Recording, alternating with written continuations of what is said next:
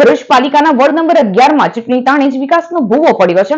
સ્થાનિક સ્વરાજની ચૂંટણીમાં ભરૂચમાં પ્રચાર પ્રસાર તેજ બનાવાયો છે। ભાજપ ચારે તરફ હજી વધુ વિકાસની વાતો કરી મતદારોના મત માંગી રહી છે, ત્યારે શહેરના વોર્ડ નંબર 11 માં ભાજપના વિકાસરૂપી ભૂવો ફૂટ્યો છે। જૂના ભરૂચમાં થોડા સમય પહેલા જ વિકાસ કાર્યો વચ્ચે રસ્તાનું પેચવર્ક કરાયું હતું।